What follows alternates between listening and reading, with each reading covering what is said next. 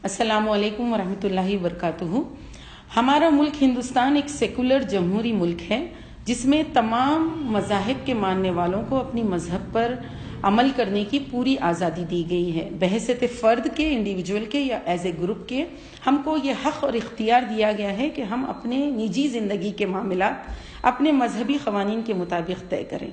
मुस्लिम personal law दस्तूर हिंद का एक हिस्सा है, कॉन्स्टिट्यूशन ऑफ इंडिया का पार्ट एंड पार्सल है।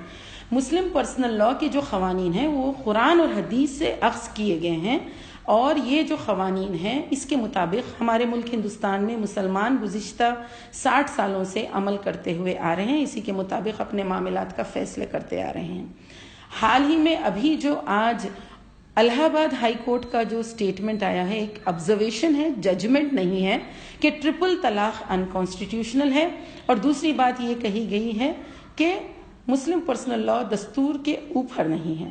ये दोनों बातों की वजाहत और सफाई हम सब के अंदर होना बहुत ज़रूरी है। सबसे पहली चीज़ ये है कि मुस्लिम पर्सनल लॉ के जो क़वानीन तलाक़ है उसमें अगर किसी तरह की तब्दीली की जाएगी तो वो अनकॉन्स्टिट्यूशनल होगा। और दूसरी चीज़ कि मुस्लिम पर्सनल लॉ दस्तूर का एक हिस्सा है। हमने कभी ये नहीं कहा कि मुस्लिम पर्सनल लॉ दस्तूर के ऊपर है। हमने अपना मामला सुप्रीम कोर्ट में रखा हुआ है।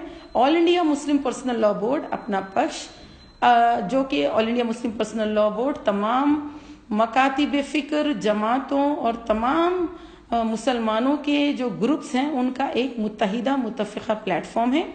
सुप्रीम कोर्ट में अपना पिटीशन दाखिल किया जा चुका है। इसकी सुनवाई की अभी डेट नहीं आई है। ऐसे वक्त में जब ये कहा जा रहा है कि ट्रिपल तलाक अनकॉन्स्टिट्यूशनल है और इसको बैन करना चाहिए, ये तमाम कोशिशें दरअसल यूनिफॉर्म सिविल कोड के लिए रास्ते हमवार करने के लिए हैं।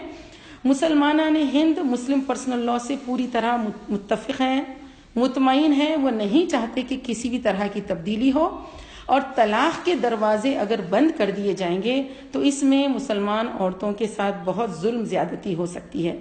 मुस्लिम समाज में औरत का जो सिचुएशन है, औरत की जो हैसियत है वो बहुत ही महफूज है और औरतों के साथ वो जुल्म ज़्यादती नहीं होती जो दूसरे समाजों में होती है।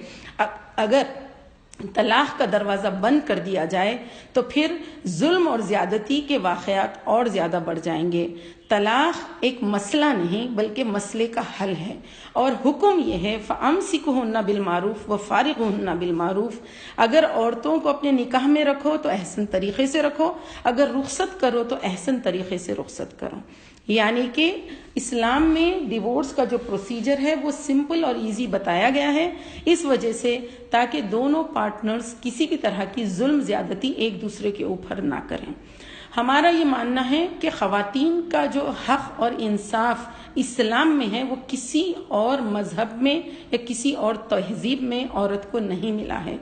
मुस्लिम पर्सनल लॉ के क़वानीन में अगर किसी भी तरह की मदाखलत होगी तो ये सरासर यानी हमारे साथ जुल्म और ज़्यादती होगी और हमको अक़लियतों को जो आज़ादी दस्तूर में दी गई है वो आज़ादी पर उनको हम इसको हमला समझेंगे और मुसलमानान हिंद पूरे जमहूरी तरीक़े से को इख्तियार करते हुए अपने हुकूक़ की हिफाजत की भरपूर मुत्तहिदा मुनज़्ज़म कोशिश करेंगे।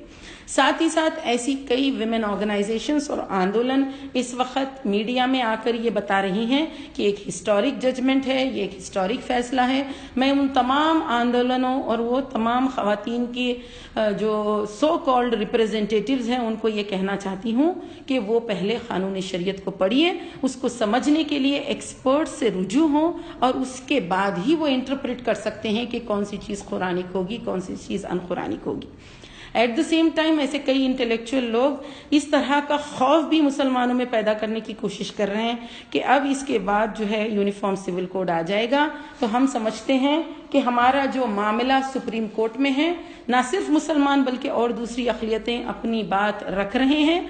तो इंशाअल्लाह ताला हमारे को पूरी उम्मीद है कि हमारे सुप्रीम कोर्ट में हमारे केस की सही तरीके से सुनवाई भी होगी और इस मुल्क हिंदुस्तान की 20 करोड़ जो आवाम है उनकी राय और उनकी बात को रद्द नहीं किया जाएगा। हमको पूरे एतमाद के साथ अपनी कोशिशें करते जाना चाहिए और अल्लाह ताला से भी दुआ करना चाहिए कि वो हमारी मदद फरमाए। इंशाअल्लाह ताला ज़रूर हमारी कामयाबी हो।